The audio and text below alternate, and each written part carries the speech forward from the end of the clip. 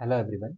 इस वीडियो में मैं इम्पॉर्टेंट करंट अफेयर्स के क्वेश्चंस के बारे में बात करूंगा जो एनडीए और सीडीएस एग्जाम में आ सकते हैं। पहला क्वेश्चन है, ब्रिटिश इंडिया का कौन सा charter act responsible government act के नाम से भी जाना जाता है? इसका आंसर रहेगा गवर्नमेंट ऑफ इंडिया एक्ट 1919। अगला क्वेश्चन है, इंडिया में रियायतवाड़ी लैंड रेवेन्यू सिस्टम किसने इंट्रोड्यूस किया था?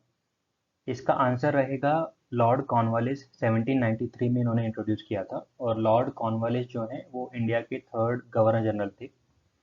इन दोनों क्वेश्चंस की बैकग्राउंड स्टोरी मैं आपको बता देता हूँ ताकि एग्जाम में अगर सेम टॉपिक पे क्वेश्चन घुमा फिरा के भी आता है तो भी आप इस क्वेश्चन को करेक्टली अटेम्प्ट कर पाए। 1773 से 1857 तक ईस्ट इंडिया कंपनी का राज था इंडिया पे। 1857 से 1947 तक ब्रिटिश सरकार का राज था। इस टाइम में करीब 15 एक्ट ब्रिटिशर्स ने निकाले थे ईस्ट इंडिया कंपनी को कंट्रोल करने के लिए और इंडियंस को कंट्रोल करने के लिए। तो पहला जो एक्ट निकाला था रेगुलेटिंग एक्ट 1773, ये basically India east India company में जो ज़्यादा करप्शन हो गया था उसको कंट्रोल करने के लिए निकाला था। और इसमें गवर्नर ऑफ बंगाल जो था उसको सुप्रीम बना दिया था। तीन गवर्नर थे बंगाल, बॉम्बे और मद्रास में। तो तीनों में से एक को इन्होंने इम्पोर्टेंट सबसे ऊपर बना दिया था जो गवर्नर गवर्नर ऑफ बंगाल था, और उसके नीचे बॉम्बे और मद्रास को कर दिया था। सुप्रीम कोर्ट ऑफ कैलकाटा भी बनाया था इस एक्ट के थ्रू। ये इसीलिए बनाया था कि जो ब्राइब टेकिंग थी और प्राइवेट ट्रेड थी इसको रोकने के लिए। पिट्स इंडिया एक्ट 1984, ये एक्ट भी इसलिए बनाया था कि 1773 एक्ट को थोड़ा इम्प्रूव किया जा सके।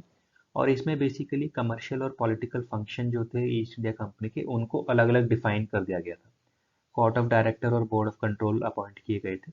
और इस एक्ट के थ्रू पहली बार बताया गया था कि जो इंडिया में जो भी टेरिटरी है वो ब्रिटिश पोजेशन है ब्रिटिशर्स का। 1786 एक्ट में गवर्नर जनरल ऑफ बंगाल को ओवरराइडिंग पावर दी गई थी। मतलब जो बॉम्बे और मद्रास के गवर्नर जनरल हैं उनको कुछ भी करने से पहले गवर्नर जनरल ऑफ बंगाल से अप्रूवल लेना पड़ता था। इस एक्ट में लॉर्ड कॉर्नवालिस को governor general of India appoint किया गया था जो कि third governor general of India थे। इससे पहले हमने देखा कि first governor general of India Warren Hastings appoint किए गए थे 1773 में। तो अब लॉर्ड कॉर्नवालिस जो है वो पुलिस रिफॉर्म के लिए जाने जाते हैं। लैंड रिफॉर्म्स इन्होंने काफ़ी इंट्रोड्यूस किए थे जिसके बारे में हम बात करेंगे इस वीडियो में। कॉर्नवालिस कोड जो कि एक जुडिशियल और सिविल एडमिनिस्ट्रेशन के लिए कोड था वो इन्होंने इंट्रोड्यूस किया था। एक्ट 1793 के अंदर भी एक माइनर चेंज हुआ था कि रूल ऑफ लॉ इंट्रोड्यूस किया गया था, इसको एक फॉर्मल रूप दिया गया था। इसके अलावा ईस्ट इंडिया कंपनी के जो पॉलिटिकल फंक्शन है उनको रिकॉग्नाइज किया गया। और ये कहा गया कि जो भी टेरिटरी ये एक्वायर कर रही है कंपनी वो एक्चुअल में क्राउन जो ब्रिटिश क्वीन है उनकी टेरिटरी है, कंपनी की टेरिटरी नहीं है। चार्टर एक्ट 1813 बहुत ज़्यादा इंपॉर्टेंट एक्ट है और एनडीए और सीडीएस एग्जाम में काफ़ी बार पूछा जाता है। इस एक्ट में इंग्लैंड सोसाइटी में जो चेंजेस हो रहे थे उसको लेके कुछ स्टेप्स लिए गए थे। इंग्लैंड सोसाइटी में पता चल गया था कि कंपनी में कितना ज़्यादा करप्शन है और उन्होंने भी कुछ अपनी डिमांड रखी थी। इस डिमांड के थ्रू हुआ क्या कि कंपनी की जो मोनोपोली है उसको ख़त्म कर दिया गया। सिर्फ वो लोग टी का ट्रेड कर सकते थे और चाइना के साथ जो भी ट्रेड था वो कर सकते थे अगले 20 सालों के लिए। इसके अलावा जो ब्रिटिश के लोग थे उनको भी अलाउ किया गया था कि वो इंडिया में आ सकते हैं और यहाँ पे सेटल हो सकते हैं। क्रिश्चियन जो पंडित थे उनको भी अलाउ किया गया था कि वो भी आके यहाँ पे अपना जो क्रिश्चियन रिलीजन है उसको फैला सकते हैं। और 1 लाख रुपए सेट किए गए थे कि भाई ये 1 लाख रुपए जो है एजुकेशन के लिए हम यूज़ करेंगे इंडिया में जो भी इनको एजुकेशन प्रोवाइड करनी है, स्पेशली इंग्लिश लैंग्वेज की एजुकेशन, उसके लिए 1 लाख रुपए अलग से रखे गए थे। चार्टर एक्ट 1833 साम्राज्य के सेंट्रलाइजेशन का ये फाइनल स्टेप था। इसमें गवर्नर जनरल ऑफ बंगाल को गवर्नर जनरल ऑफ इंडिया बना दिया गया था। First governor general of India थे लॉर्ड विलियम बेंटिक, और इनको सारी लेजिस्लेटिव पावर दे दी गई थी। बॉम्बे और मद्रास की पावर सब खत्म कर दी गई थी। इसके अलावा ईस्ट इंडिया कंपनी के जो 20 साल का ट्रेड इन्होंने एक्सटेंड किया था टी और चाइना के साथ ट्रेड, उसको भी खत्म कर दिया गया था पूरी तरीके से। तो अब कंपनी जो है एक प्योरली एडमिनिस्ट्रेशन बॉडी बन गई थी और सारी उसकी कमर्शियल एक्टिविटी खत्म हो गई थी। इस एक्ट में सिविल सर्विस एग्जाम को भी इंट्रोड्यूस करने की कोशिश की गई थी लेकिन हो नहीं पाया था क्योंकि कोर्ट ऑफ डायरेक्टर ने इसको मना कर दिया।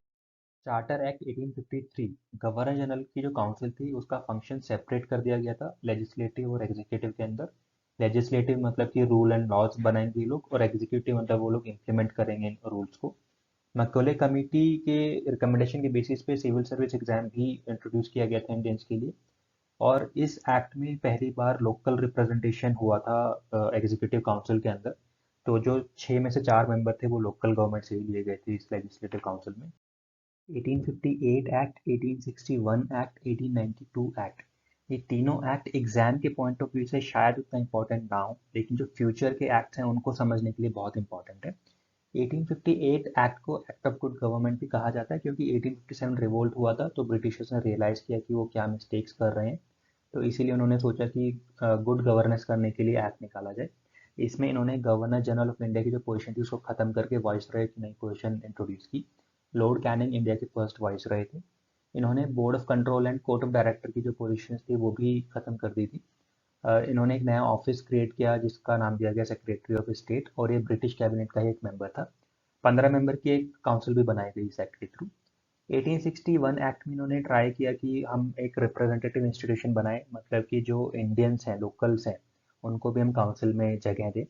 तो Raja of Banaras, Maharaja of Patiala and sir Dinkar Rao, इन तीनों को काउंसिल में जगह मिली थी as non official members. Decentralisation process इन्होंने यहाँ से शुरू किया था। जो पहले हमने देखा सेंट्रलाइज कर दी गई थी सारी पावर 1833 में, वो इन्होंने यहाँ पे डिसेंट्रलाइज की और बॉम्बे और मद्रास को उनकी लेजिस्लेटिव पावर वापस कर दी। इन्होंने नया लेजिस्लेटिव काउंसिल भी बनाए बंगाल में, पंजाब में, नॉर्थ वेस्ट फ्रंटियर प्रोविंस में। और पोर्टफोलियो सिस्टम इंट्रोड्यूस किया काउंसिल मेंबर के लिए, जिसमें हर काउंसिल मेंबर की एक रिस्पॉन्सिबिलिटी रहती थी, चाहे वो फाइनेंस को लेके हो, चाहे रेवेन्यू को लेके या मिलिट्री को लेके। तो इस तरीके से उनकी रिस्पॉन्सिबिलिटीज थी। 1892 एक्ट के अंदर इन्होंने जो एडिशनल मेंबर थे वो इंक्रीज किए थे सेंट्रल लेजिस्लेटिव काउंसिल के अंदर। इन्होंने जो लेजिस्लेटिव काउंसिल की पावर थी वो इंक्रीज की। लेजिस्लेटिव काउंसिल अब एग्जीक्यूटिव को क्वेश्चन पूछ सकती थी और बजट भी डिस्कस कर सकती थी। इन्होंने नॉन ऑफिशियल मेंबर्स जो हैं उनका नॉमिनेशन करने के लिए अगेन फिर से पावर दी। वाइसराय को पावर मिली सेंट्रल लेजिस्लेटिव काउंसिल में नॉमिनेट करने के लिए, और गवर्नर को पावर मिली प्रोविंशियल लेजिस्लेटिव काउंसिल में नॉन ऑफिशियल मेंबर नॉमिनेट करने के लिए। 1909 एक्ट बहुत इंपॉर्टेंट एक्ट है, जिसको मोरले मिंटो रिफॉर्म्स भी कहा जाता है। मोरले थे सेक्रेटरी ऑफ स्टेट, मिंटो थे वाइसरॉय ऑफ इंडिया। इसमें बेसिकली ये किया गया कि काउंसिल का जो साइज़ है वो इंक्रीज़ कर दिया गया, बोथ एट सेंट्रल लेवल और प्रोविंशियल लेवल। इसके अलावा लेजिस्लेटिव काउंसिल्स को और ज़्यादा पावर दे दी गई, वो बजट पे रेजोल्यूशन मूव कर सकते थे, सप्लीमेंट्री क्वेश्चन भी पूछ सकते थे। इसके अलावा पहली बार किसी इंडियन को एग्जीक्यूटिव काउंसिल में जगह मिली थी, तो सत्येंद्र प्रसाद सिन्हा जो है सबसे पहले उन्होंने लॉ मेंबर की तरह काउंसिल को ज्वाइन किया। इसी एक्ट में सबसे पहले कम्युनल रिप्रेजेंटेशन शुरू हुआ था, और लॉर्ड मिंटो जो है वो फादर ऑफ कम्युनल इलेक्टोरेट कहे जाते हैं। इसका मतलब ये है कि कम्युनल रिप्रेजेंटेशन मतलब मुस्लिम जो वोटर हैं वो मुस्लिम मेंबर को ही वोट कर सकते हैं, वो किसी हिंदू मेंबर को वोट नहीं कर सकते। इसके अलावा सेपरेट रिप्रेजेंटेशन जो है वो शुरू किया गया था कॉरपोरेशंस के लिए, कॉमर्स, यूनिवर्सिटीज और जमींदार के लिए। गवर्नमेंट ऑफ इंडिया एक्ट 1919 बहुत ज़्यादा इंपॉर्टेंट एक्ट है, एग्जाम में काफ़ी बार पूछा जाता है। इसको रिस्पॉन्सिबल गवर्नमेंट एक्ट भी बोला जाता है, जैसे कि हमने क्वेश्चन में देखा। मोंटागू केम्सफोर्ड रिफॉर्म्स भी बोला जाता है। इसमें 10 इंपॉर्टेंट स्टेप्स लिए गए थे। पहला स्टेप है कि सेंट्रल और प्रोविंशियल लिस्ट बनाई गई थी।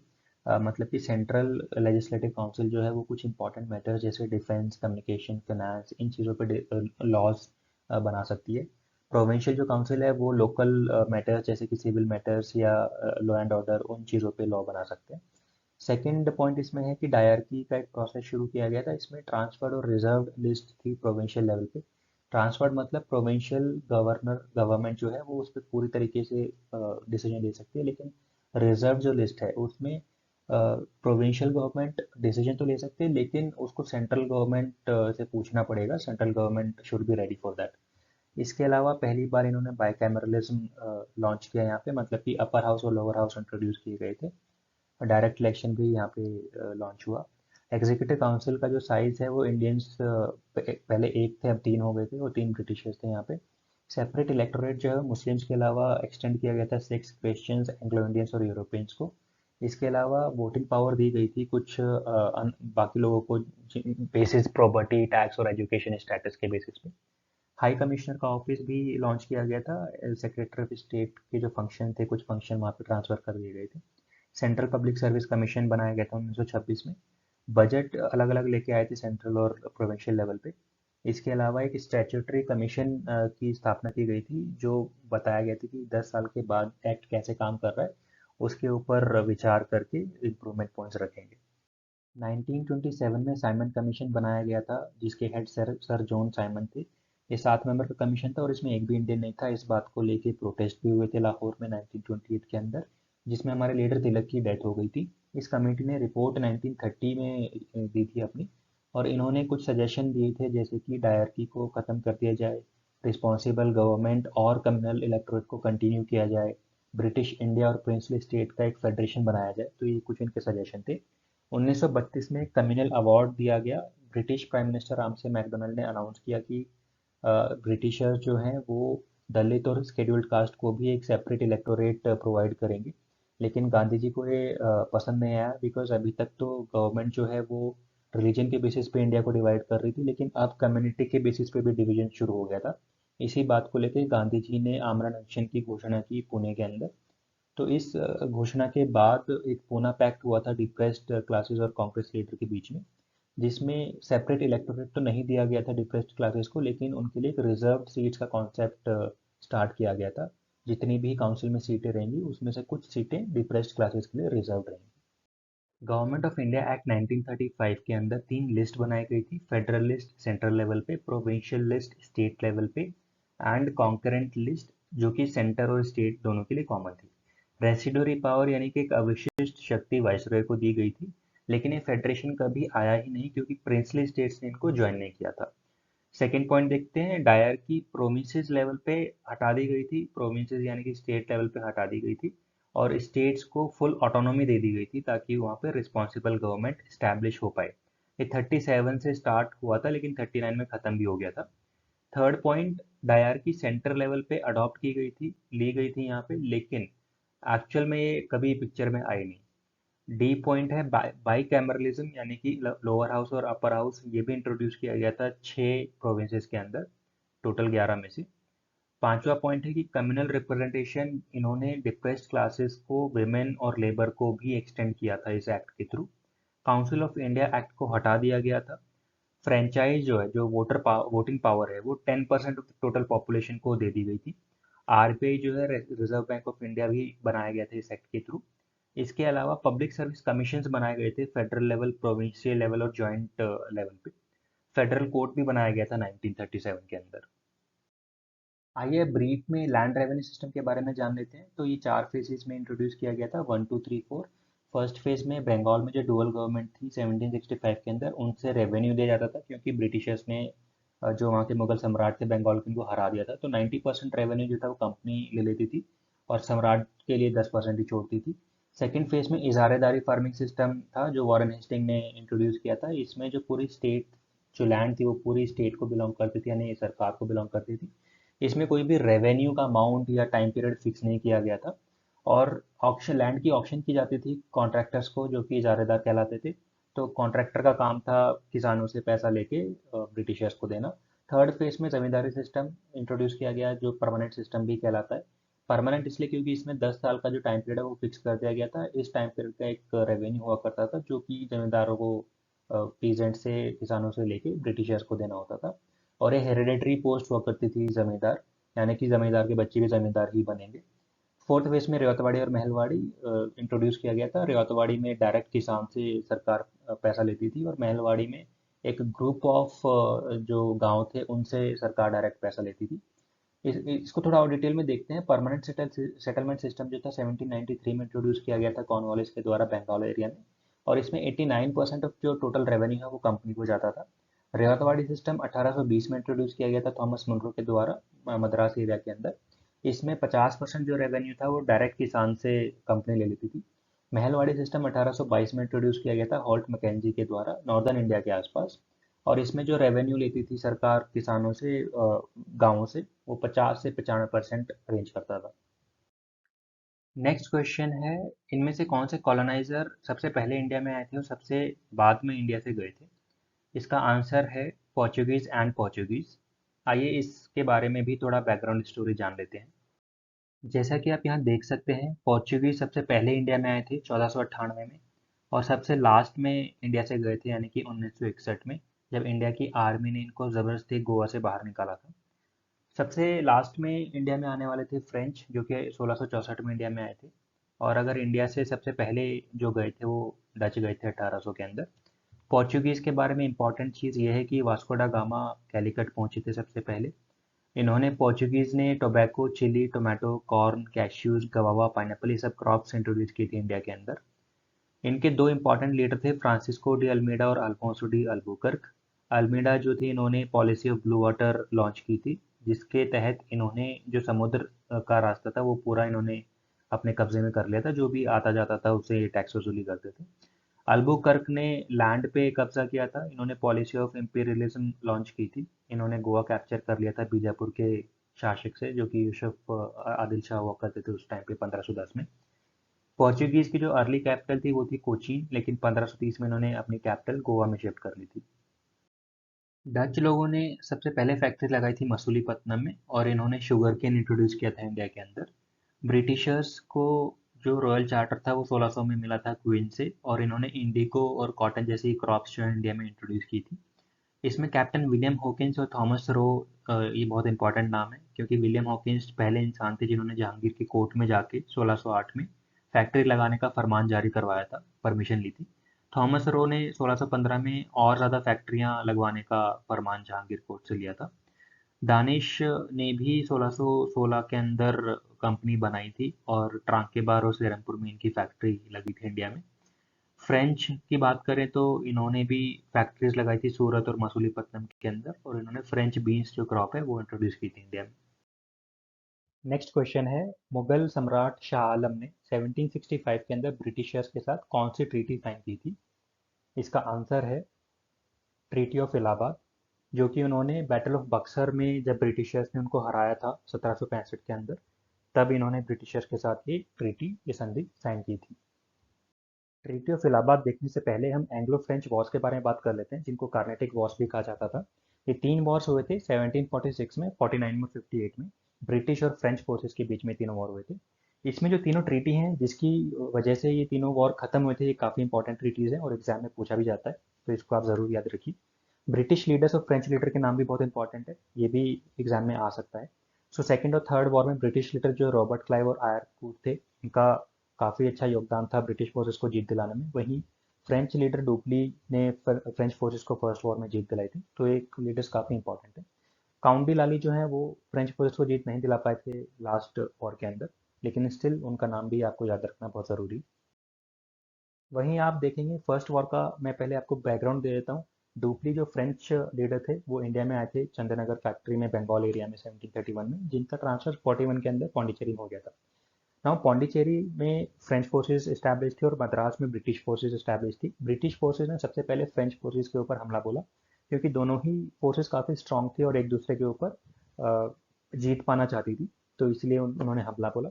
लेकिन फ्रेंच फोर्सेस ने ब्रिटिश फोर्सेस को हरा दिया और उनके मद्रास पोस्ट पे कब्जा कर लिया था।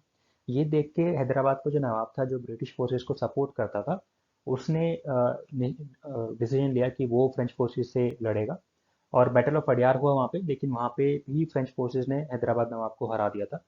नाउ अब फ्रेंच फोर्सेस जीत तो गई थी, लेकिन फिर फ्रेंच और ब्रिटिश दोनों फोर्सेस ने डिसाइड किया कि इस वॉर को ख़त्म करना है, और ट्रीटी ऑफ एला चपेल हुई थी। एला चपेल एक जगह का नाम है जर्मनी के अंदर। 1748 में ट्रीटी हुई थी, और इस ट्रीटी के थ्रू इस वॉर को ख़त्म किया गया था।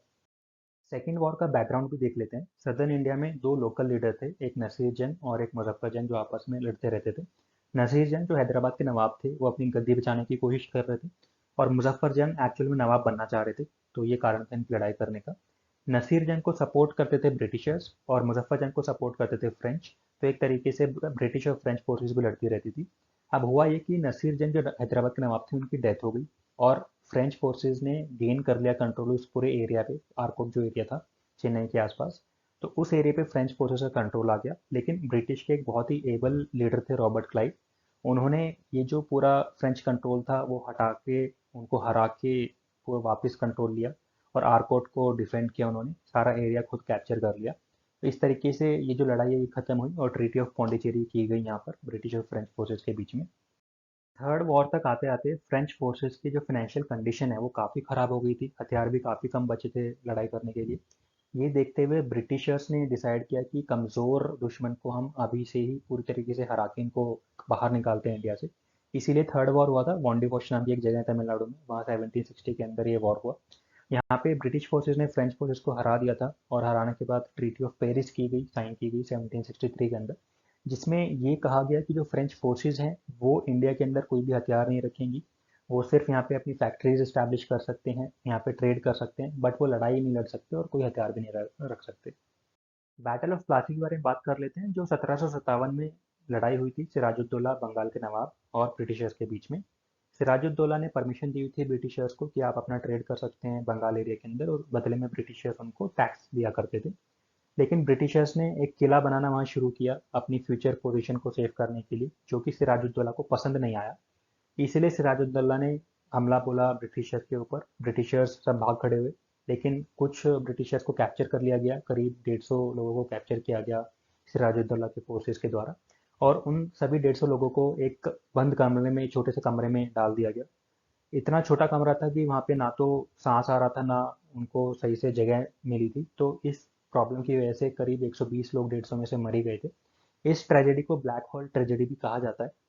अब ये देख के ब्रिटिशर्स को काफ़ी गुस्सा आया, और ब्रिटिशर जिनका मेन पोस्ट जो है वो मद्रास में था, मद्रास से उन्होंने फोर्स बुलाई और उन्होंने सोचा कि हम इस नवाब को हराएंगे। अब नवाब की आर्मी बहुत बड़ी थी, ब्रिटिशर्स की काफ़ी छोटी आर्मी थी। तो ब्रिटिशर्स ने रिश्वत दी एक तरीके से, नवाब की जो आर्मी चीफ है मीर जाफर, उनको रिश्वत दिया ताकि वो उनकी साइड में आ जाएं और एक्चुअल में कोई वॉर हो ही ना। तो यही हुआ, मीर जाफर ने रिश्वत ले ली और ब्रिटिशर्स के साथ लड़ाई नहीं की। ये देख करके सिराजुद्दौला भाग खड़ा हुआ, और हालांकि उसको बाद में पकड़ लिया गया था और मार दिया गया था। लेकिन ये जो युद्ध था बैटल ऑफ प्लासी, ये बिना लड़े ही खत्म हो गया था। और क्योंकि यहाँ पे ब्रिटिशर जीत गए थे, तो यहाँ पे कोई ट्रीटी भी नहीं हुई थी। अब हम ट्रीटी ऑफ इलाहाबाद के बारे में बात करेंगे, जो बैटल ऑफ बक्सर के बाद साइन की गई थी। बैटल ऑफ बक्सर ब्रिटिशर्स के बीच में और बंगाल के नवाब मीर कासिम के बीच में हुई थी 1764 के अंदर। मीर कासिम ने सपोर्ट लिया हुआ था अपने मुगल सम्राट शाह आलम टू का, अवध के नवाब शुजाउद्दौला का और काशी के राजा बलवंत सिंह का। यहाँ पर भी ब्रिटिशर्स की जीत हुई, क्योंकि ब्रिटिशर्स के पास हथियार ज़्यादा अच्छे थे। और इसके अलावा एक कारण ये भी था कि जो तीनों नवाब थे उनका आपस में कोऑर्डिनेशन नहीं था, ये एक कारण बना उनकी हार का।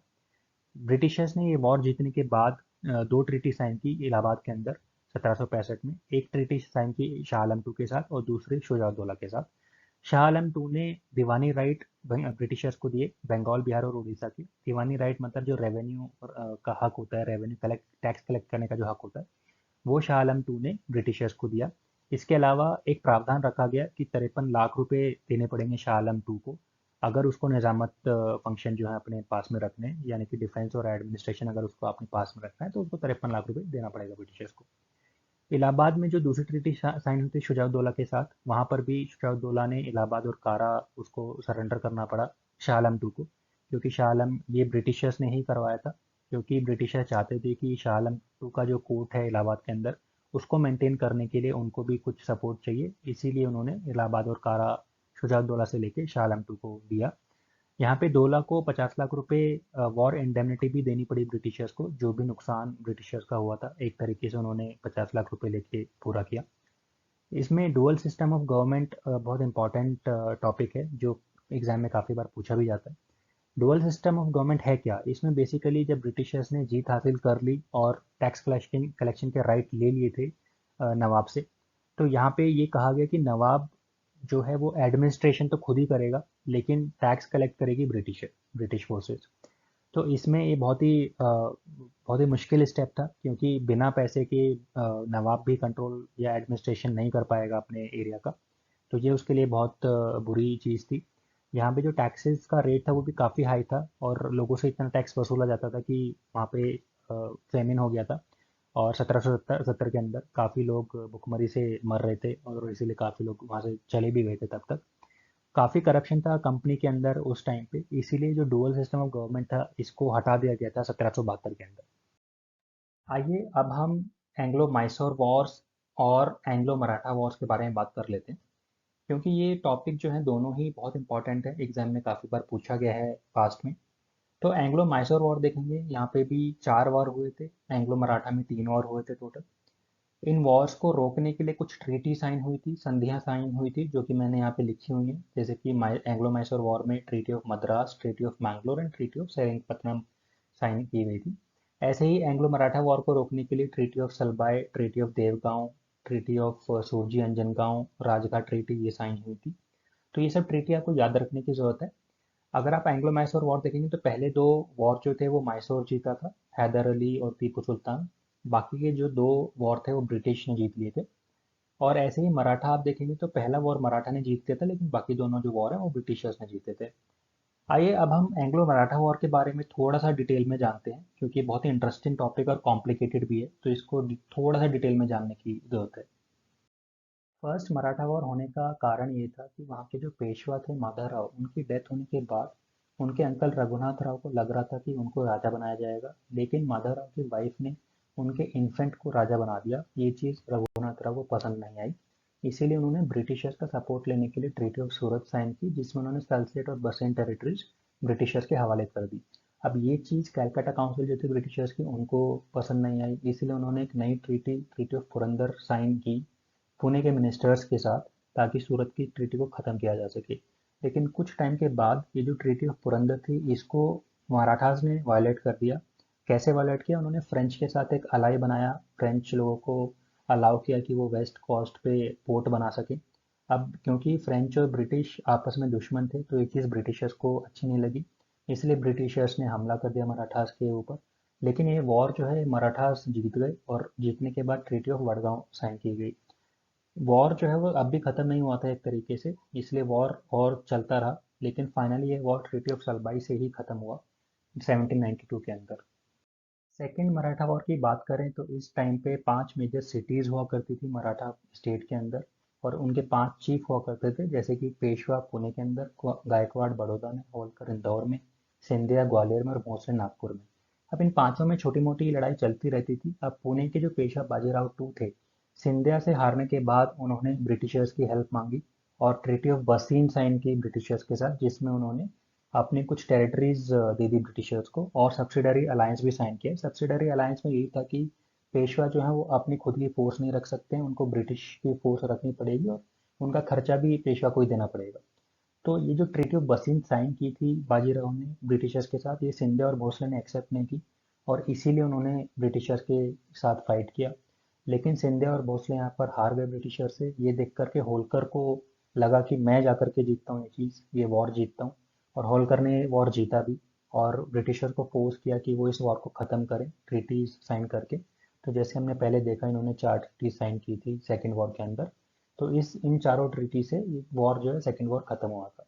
अब थर्ड मराठा वॉर जो है वो इसीलिए हुआ था क्योंकि तब तक मराठा जो एम्पायर है वो काफ़ी वीक हो चुका था, और ब्रिटिश ईस्ट इंडिया कंपनी ने इस चीज़ का फ़ायदा उठाते हुए यही सोचा कि अगर उनको इंडिया पे कब्जा करना है तो मराठा को हराना ही पड़ेगा, क्योंकि उस टाइम पे मराठा ही सबसे ज़्यादा पॉपुलर या स्ट्रॉन्ग कह सकते हैं, स्ट्रॉन्ग फोर्स हुआ करती थी। तो मराठा को हराने के लिए ब्रिटिशर्स ने उन पर हमला किया। अब पिंडारीज जो थे, मर्सिनरीज बेसिकली जो होते हैं, पिंडारीज बहुत स्ट्रॉन्ग थे मराठा ट्रूप्स के अंदर। तो पिंडारी ने थोड़ा सा रेजिस्ट किया, ब्रिटिशर्स की जो टेरिटरी है उस पर रेड की 1816 और 1817 में, लेकिन उनको भी ब्रिटिशर्स ने क्रश कर दिया, हरा दिया फाइनली। और थर्ड मराठा वॉर जो है ब्रिटिशर्स ने जीत के मराठा को पूरी तरह से हरा दिया था। एंग्लो सिख वॉर्स की बात करें तो ये दो वॉर्स हुए थे, दोनों वॉर ब्रिटिशर्स ने जीत लिए थे। पहला वॉर 1845 और दूसरा 1848 में हुआ था। पहले वॉर में ट्रीटी ऑफ लाहौर साइन की गई थी, दूसरे वॉर में कोई भी ट्रीटी साइन नहीं की गई थी, क्योंकि यहाँ पे ब्रिटिश फाइनली जीती गए थे। फर्स्ट वॉर का बैकग्राउंड देख लेते हैं तो पंजाब स्टेट में एक बहुत ही स्ट्रांग लीडर महाराजा रंजीत सिंह हुआ करते थे। उन्होंने कभी अलाउ नहीं किया ब्रिटिशर्स को कि वो उनके स्टेट में दखल अंदाजी करें, लेकिन उनकी डेथ के बाद पंजाब स्टेट में काफ़ी सारे गुट बन गए थे, और इसी का फ़ायदा ब्रिटिशर्स ने उठाया। यहाँ पर दखलंदाजी करी ब्रिटिशर्स ने, और पूरा जो पंजाब टेरिटरी है उसको कब्जे में ले लिया था। इन्होंने अपना एक रेसिडेंट बिठाया पंजाब टेरिटरी के अंदर फर्स्ट वॉर में ट्रीटी ऑफ लाहौर के तहत।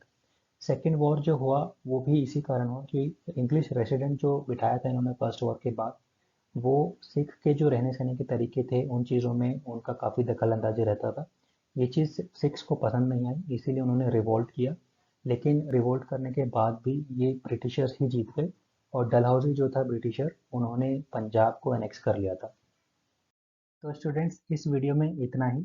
आगे की वीडियो में हम डिस्कस करेंगे 1857 रिवोल्ट क्यों हुआ था, कौन से लीडर्स थे किस सिटीज़ के अंदर, वर्नाकुलर प्रेस एक्ट्स के बारे में बात करेंगे, political association, social workers and leaders, important newspaper और बुक्स जो हुआ करते थे उस टाइम पे, ट्रेड यूनियन, ब्रिटिश कमीशंस और कांग्रेस सेशंस के बारे में बात करेंगे। और इस वीडियो में जितने भी टॉपिक हमने कवर किए हैं वो बहुत इंपॉर्टेंट है एग्जाम के पर्सपेक्टिव से। इसलिए मैं आपसे रिक्वेस्ट करूँगा कि इन सभी टॉपिक्स को आप फिर से देख लीजिए, समझ लीजिए, क्योंकि ये एग्जाम में आने के बहुत ज़्यादा चांसेस हैं। धन्यवाद आप सभी के टाइम के लिए। मैं आपसे रिक्वेस्ट करूँगा इस वीडियो को लाइक करें, चैनल को सब्सक्राइब करें और बेल बटन भी दबा दें ताकि आपको फ्यूचर अपडेट्स रेगुलरली मिलते रहें। Thank you.